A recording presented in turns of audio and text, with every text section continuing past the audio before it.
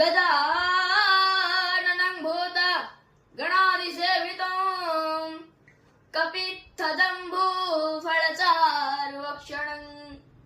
उमासुतं शोक विनाशकारकं नमामि विघ्नेश्वरपादपङ्कजं खर्वं